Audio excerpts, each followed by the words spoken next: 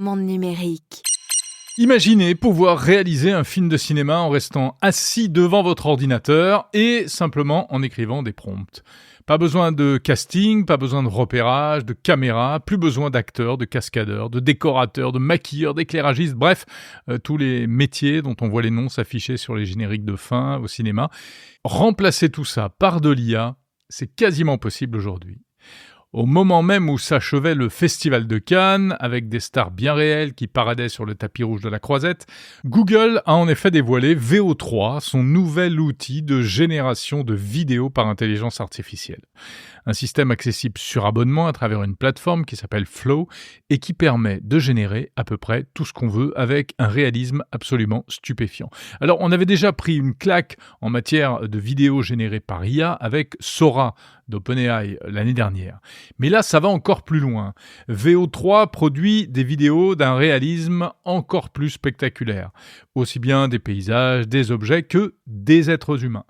Et surtout, il ajoute ce qui rend réellement réaliste une séquence vidéo, c'est le son. Du son d'ambiance, du vent, le bruit des vagues, des bruits de circulation, de foule, etc.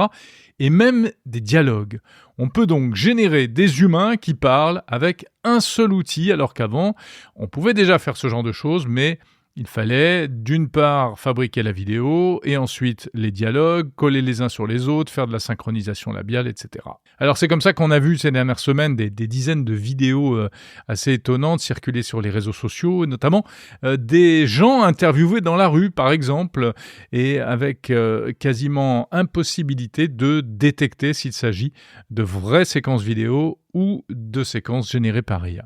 Certes, il y a encore des imperfections. Il y a quelquefois des transitions douteuses, il y a des erreurs sur les textes qui peuvent apparaître dans l'image. Et puis, surtout, VO3 ne permet de fabriquer que des clips très courts, de moins de 10 secondes, parce qu'au-delà, si on essaie de lui demander plus, il commence à s'en mêler les pinceaux et à générer n'importe quoi, à se perdre dans les hallucinations. Mais n'empêche, on a quand même clairement franchi un nouveau cap.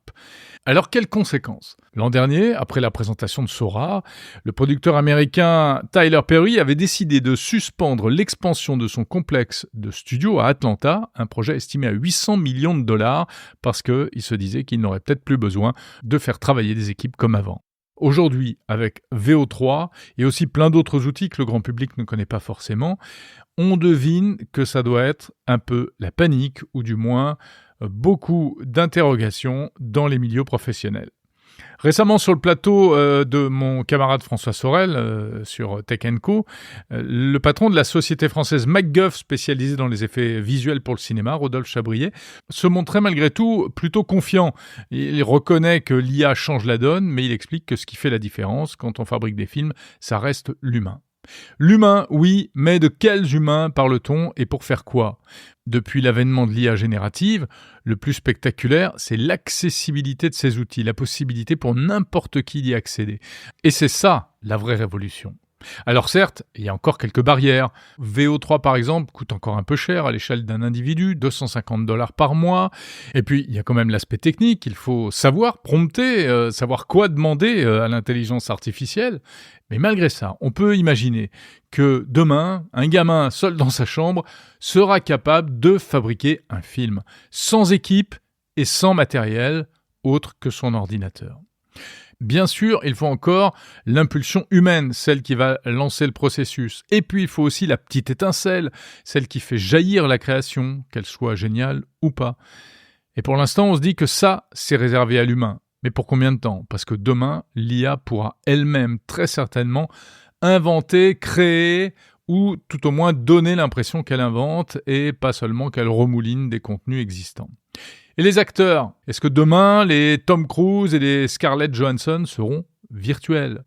Alors bien sûr, la question c'est de savoir si le public accrochera à ce genre de personnages qui n'existent pas. Est-ce qu'on développera le même attachement affectif à des acteurs qui ne sont pas de chair et de sang, qu'on ne peut pas aller épier à la sortie de leur hôtel, voir dans les magazines People ou attendre à leur descente d'avion ? Ça, c'est sans doute la vraie question. Bref, sans tomber dans une vision alarmiste qui consisterait à penser que l'IA va tuer le cinéma, bien au contraire, on peut penser qu'elle va quand même sacrément le chambouler, le transformer. Et avant le cinéma, ce sera sans doute toutes les autres formes de création audiovisuelle, de la publicité, au contenu en ligne, en passant par le jeu vidéo. Enfin, ne parlons pas de la possibilité de générer des contenus informatifs ou surtout désinformatifs. Et là, on sait déjà que certains vont s'en donner à cœur joie.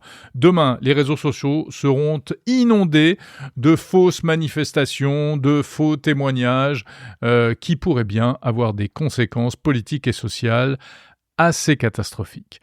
Google a réagi en mettant un petit filigrane indiquant que les vidéos générées par VO3 émanaient de l'intelligence artificielle, mais franchement, ça ne va pas chercher très loin. Ce sont des marqueurs qu'on ne voit pas très bien et qu'on peut faire disparaître assez facilement. Il reste aussi donc les questions concernant les métiers. Et là, comme dirait l'autre, eh bien, nous ne sommes certainement pas prêts à faire face au tsunami qui arrive.